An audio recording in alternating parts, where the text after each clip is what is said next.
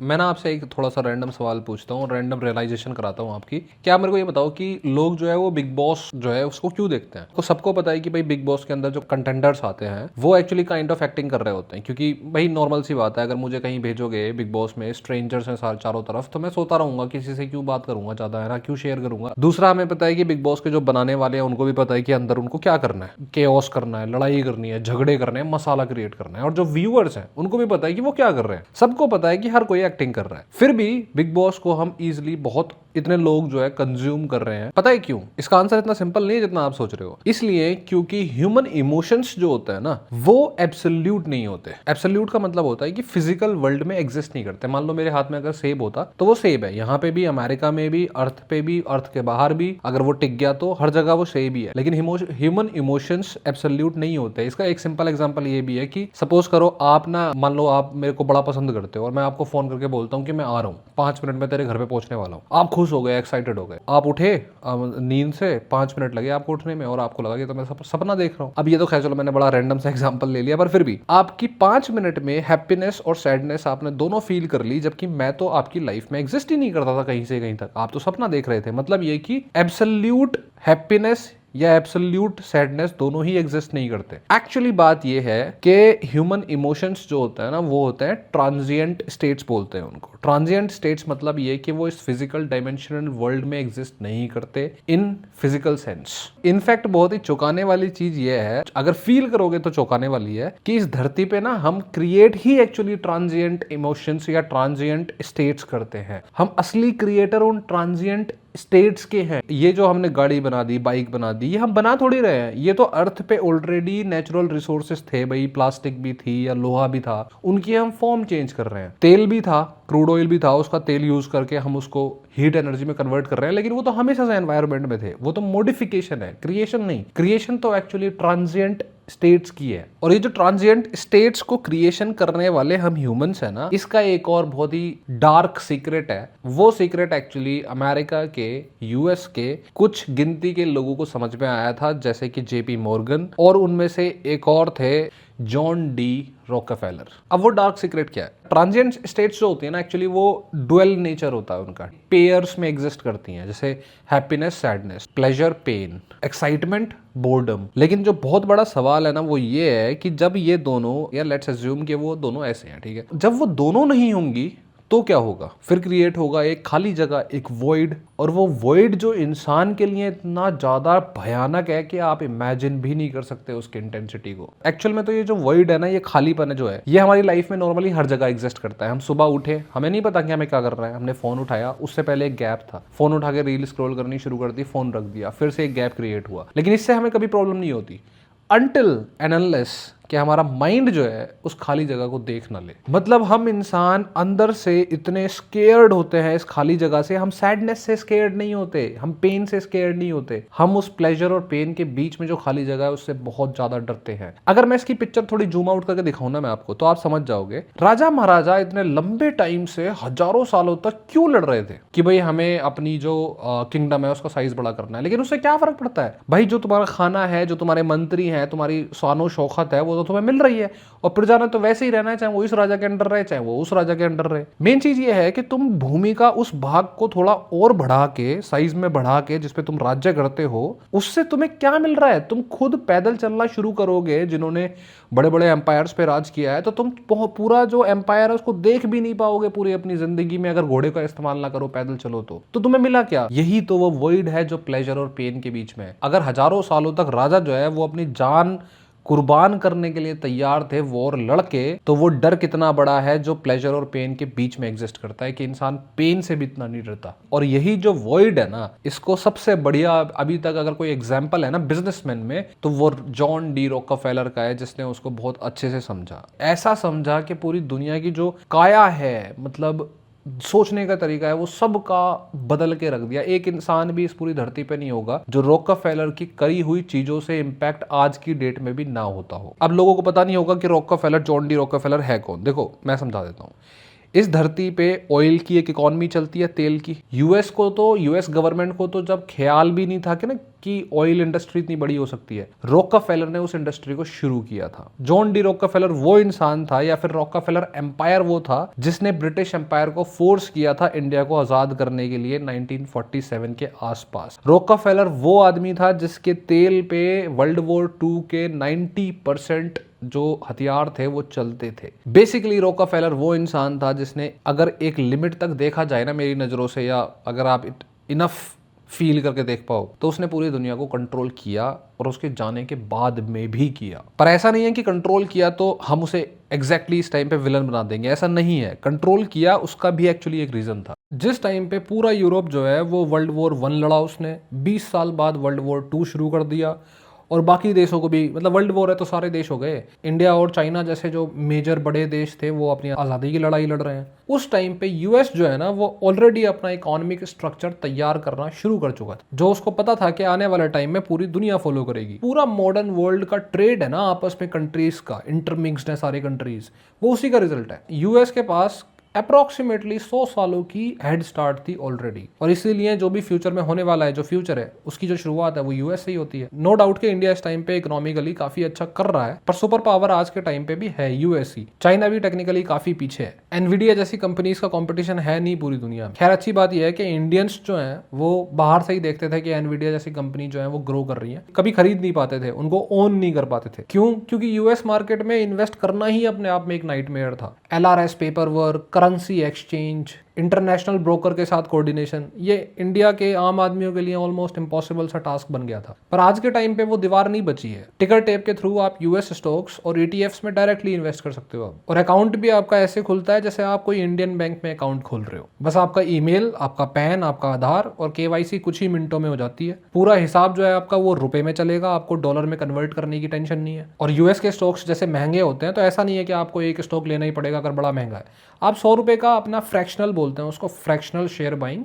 100 रुपए में आप उतने ही शेयर खरीद सकते हो जितने कि 100 रुपए में आ रहे हैं। खैर अभी आपको शायद ये लगेगा कि भाई वो डार्क सीक्रेट और रॉकफेलर के एम्पायर का क्या लेना देना है, और उससे कैसे यूएस सुपर पावर बन गया, और उसका क्या ऐसा है कि हर इंसान की लाइफ में उसने अपने रोल प्ले किया है। देखो रॉकफेलर को ना वो जो ट्रांजिएंट स्टेट्स होती है ना, सैडनेस और हैप्पीनेस, उसके बीच में जो एक वॉइड होता है, उसका एक्चुअली पता कैसे चला या फिर उसकी पूरी तरीके से समझ कैसे आई। बात ये थी कि जॉन डी रॉकफेलर का जो जन्म हुआ था ना, मतलब उसका जो फादर था वो एक्चुअली अपने आप में एक फ्रॉड था, पूरा फ्रॉड ऐसे कि वो ना ऐसे पानी की बोतलों में, छोटी छोटी पानी की बोतलों में कलर मिला के और उनको लेके घूमता था और लोगों से कहता था कि ये कैंसर क्योर कर देती है, देखो ये बोतलें जो है। और फ्रॉड करेगा तो ऑब्वियसली उसका अपना कोई घर नहीं था, कोई भी नए शहर गया तो वहां से कभी भी अपना बोरिया बिस्तर उठा के भागना पड़ जाता था। तो जॉन डी रॉकफेलर की लाइफ भी वैसे ही थी, ना उसका कोई घर था ना उसका कोई लाइफ थी, वो केओस ही केओस था। मतलब उसका फादर जो है वो खुद ही फ्रॉड है, उसकी मदर का भी उसने प्रॉपर कोई ख्याल नहीं करा, शायद उसकी शादी भी 2-3 हुई थी या धोखा दिया था, ऐसा कोई सीन था, वो समझना इतना इंपॉर्टेंट नहीं है। मेन चीज ये है कि जॉन डी रॉकफेलर की लाइफ ऐसी थी कि उसका फादर कई बार तो ऐसे करता था कि उसको पैसे दे दिए और पैसे दे के कभी भी रैंडम टाइम पे छीन लिए, ताकि वो अपने बेटे को ये सिखा सके कि भाई ये जो दुनिया है वो कितनी अनसर्टेन है और वो कितनी केओटिक है और कितने कंट्रोल के बाहर है। मतलब ये कि जॉन डी रॉकफेलर का बचपन इतना ज्यादा केओस और अनसर्टेनिटी में गुजरा कि उसकी नेचुरल दिमाग की टेंडेंसी वो हो गई कि उसको उस वॉइड से खतरा नहीं लगता था। एक्चुअली वो जो वॉइड होता है ना, हैप्पीनेस और सैडनेस के बीच में, वो डरावना इसलिए होता है क्योंकि वो अनसर्टेनिटी है। आपको पता नहीं है कि आपको खुशी मिलेगी या दुख मिलेगा। आप ये देखो कितना अजीब चीज है कि आपको दुख और खुशी से इतना ज्यादा डर नहीं लगता जितना आपको अनसर्टेनिटी से लगता है कि इन दोनों में से क्या मिलेगा अब आने वाले टाइम में, कुछ मिलेगा कि भी नहीं मिलेगा। इसीलिए तो जो इंसान पर्पसलेस होते हैं उनकी लाइफ बड़ी हेल टाइप हो जाती है, जबकि पर्पसलेस लाइफ हमेशा उस लाइफ से बेटर है ना कि आप डिप्रेसिंग लाइफ जियो या फिर एक्सट्रीम प्रेशर में एक जॉब कर रहे हो और आप पसंद ना कर रहे हो, पर फिर भी वो बहुत ज़्यादा डरावनी होती है पर्पसलेस लाइफ। पर जॉन डी रॉकफेलर का जो पूरा बचपन था, बड़ा लंबा चौड़ा हिस्सा वो गुजरा ही वैसे था, और वो इंसान इस चीज का मास्टर बन गया जो रेयरली अरबों करोड़ों लोगों में से कोई एक होता है, और आने वाले टाइम में उसने उसी के थ्रू बिजनेस क्रिएट करे। आप कभी भी ना रॉकफेलर एम्पायर की वीडियो देख लेना, आपको हमेशा ये बताया जाएगा कि रॉकफेलर ने ये किया, वो किया, वो किया, वो किया, और उसके बाद वो बहुत बड़ा बन गया। लेकिन इसमें ना कभी आपको ये समझ नहीं आएगा कि यही चीज जो है वो उसके पड़ोसी ने क्यों नहीं करी। सेंस तो इस बात का बनता ना कि उसकी ऐसी कौन सी मेंटल कंडीशन थी, क्योंकि उसी चीज से सीखने को मिलता है, समझने को मिलता है। आप सही एनालिसिस उसी चीज से कर पाते हो। और यही चीज मैं पकड़ने की कोशिश कर रहा था काफी टाइम से, कई महीनों से, और मेरे को ये मिल गई फिर उसके बाद मैं समझ गया। क्योंकि आप आगे आने वाले जितने भी रॉकफेलर एम्पायर के या रॉकफेलर के बिजनेस है ना, जब उन पे आप नजर बनाओगे ना तो आपको सेम ही चीज दिखाई देगी। तो जॉन भाई साहब जो है, जॉन डी रॉकफेलर, इनको ये समझ में आ गया कि ये पूरी दुनिया जो है ना, पूरी की पूरी दुनिया, चाहे आप तगड़े से तगड़ा बंदा लगा लो या गरीब से गरीब, वो सिर्फ दो ही चीजों में घूम रही है बार बार, pleasure pain, pleasure pain, pleasure pain. और उसने ये भी नोटिस कर लिया कि इस चीज को करने में हर इंसान का अपना एक स्ट्रक्चर होता है। स्ट्रक्चर कैसे? मान लो आपको फिल्म देखना पसंद है, ठीक है, आप थिएटर में गए फिल्म देखने, खुशी खुशी जा रहे हो, ठीक है, फिर आपको पता चला भाई थिएटर तो बंद है, आज तो छुट्टी है, और फिर आप एकदम से सैड हो गए क्योंकि आप अपने फेवरेट मूवी जो है वो देख नहीं पाए। आप जो है वो सीधे हैप्पीनेस और सैडनेस के बीच में घूमते जा रहे हो। लेकिन ये दोनों ही हैप्पीनेस और सैडनेस जो है ना, ये तभी एग्जिस्ट करेंगी जब वो थिएटर एग्जिस्ट करेगा, जब उसका स्ट्रक्चर एग्जिस्ट करेगा। अब वो आपके लिए थिएटर है, किसी के लिए वो पावर है, किसी के लिए वो पैसा है, किसी के लिए वो उसकी गर्लफ्रेंड है, किसी के लिए उसका बॉयफ्रेंड है।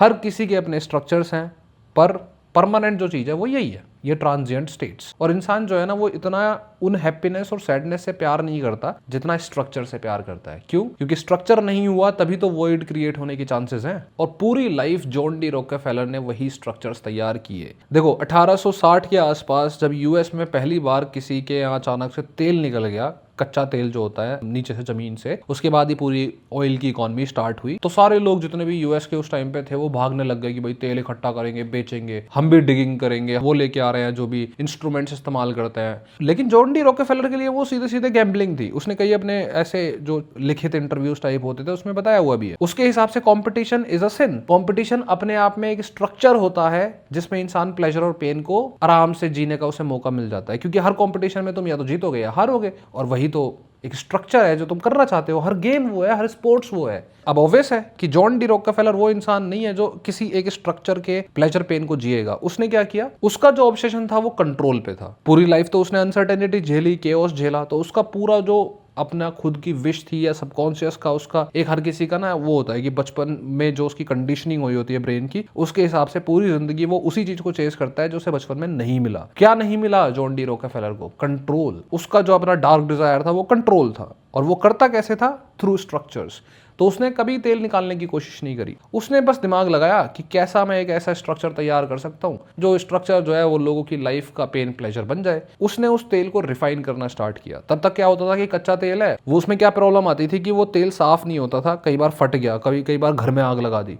तो उसने क्या किया, एक स्ट्रक्चर तैयार किया। स्ट्रक्चर क्या कि हम रिफाइंड तेल बेचेंगे, उसका नाम रखा स्टैंडर्ड ऑयल। और उसकी मार्केटिंग ये थी कि आपके घर में आग नहीं लगेगी और ये सेफ तेल है और आपके बच्चों को नुकसान नहीं होगा। Simple marketing, simple structure. और वो रिफाइनरी इतनी ज्यादा चली, लोगों में इतनी पॉपुलर हुई कि वो इंसान जो है आने वाले कुछ सालों में बहुत अमीर इंसान हो गया, क्योंकि वो तेल डिग नहीं कर रहा, वो कोई गैम्बलिंग नहीं कर रहा, उसको प्लेजर पेन का कोई बैलेंस नहीं चाहिए, उसको कंट्रोल चाहिए, और कंट्रोल आता है रिफाइनरीज से। गैम्बलिंग तो उसके लिए है ना जो खुदाई कर रहा है, मिला मिला नहीं मिला। रिफाइनरी वाले को क्या है, जो जिसका तेल मिल रहा है उसका तेल उठाओ, रिफाइन करो, बेचो, कंट्रोल। उसके बाद इस इंसान की रिफाइनरीज की गिनती बढ़ती चली गई। इसकी गिनती एक टाइम पे इतनी हो गई कि आप ये मान लो सऊदी अरेबिया की जो one of the largest refinery है ना, अरामको रिफाइनरी, उसका जो दूसरा नाम कभी था वो स्टैंडर्ड ऑयल ही था। उसके बाद जो उसने किया अपने कंट्रोल वाले ऑब्सेशन के चक्कर में, आप ये लगा लो कि पूरी दुनिया में जितने भी मेडिकल कॉलेजेस हैं या सिंपल स्कूल्स हैं या कॉलेजेस हैं, वो उसी का ही करिकुलम जो है या फिर मेथोडोलॉजी जो है उसी को ही फॉलो करते हैं। इंडिया में जो एम्स होते हैं,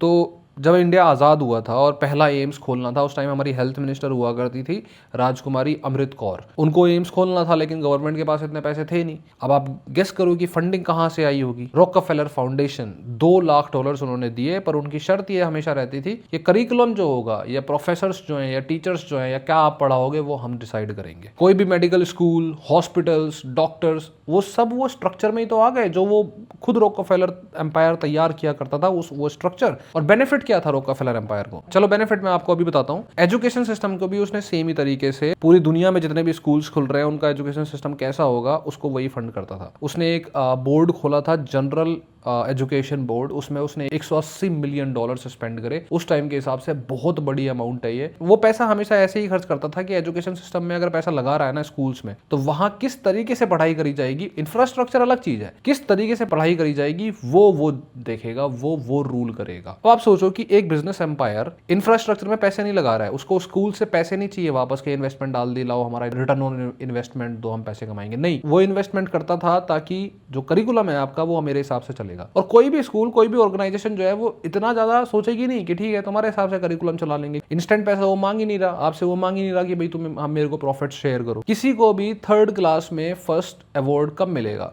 जब वो उस करिकुलम में तगड़ा परफॉर्म करेगा, जो करिकुलम ही रॉकफेलर फाउंडेशन ने तैयार किया है। और वो करिकुलम क्या है? जैसे मेडिकल कॉलेजेस में क्या होता था कि 2+2 मतलब 2+2 ये होता है कि 2 साल तुम्हें थ्योरी पढ़नी है, पूरी प्रॉपर क्लासरूम थ्योरी, और 2 साल बाद तुम पेशेंट्स के साथ डील करोगे। वो क्यों किया जाता था? वो इसलिए था कि 2 साल में जब तुम थ्योरी प्रॉपर पढ़ोगे मेडिकल कॉलेजेस के अंदर, तो तुम शरीर की एक एक जो नस होती है, जो बॉडी पार्ट है, उसको अलग से देखोगे, ताकि तुम्हें हमेशा ये याद रहे कि अगर बॉडी में कोई प्रॉब्लम है ना, जैसे मान लो मेरी इस उंगली में प्रॉब्लम है, तो यहाँ पे किसी जॉइंट में प्रॉब्लम है, इसलिए यहाँ पे दवाई लगेगी। दवाई कौन सी लगेगी? काइंड ऑफ पैरासीटामोल, एंटीबायोटिक्स, ऐसी कोई भी किसी भी मेडिसिन का नाम उठा लो आप। आपको पता है ये सारी मेडिसिन जो है वो पेट्रोलियम प्रोडक्ट्स की डेरिवेटिव्स होती हैं। तो फायदा क्या था? फायदा ये था कि वो जितनी भी रिफाइनरी उसने खड़ी करी, उसके तेल की या पेट्रोलियम प्रोडक्ट्स की फाइनल डिमांड जो है वो पूरी होगी।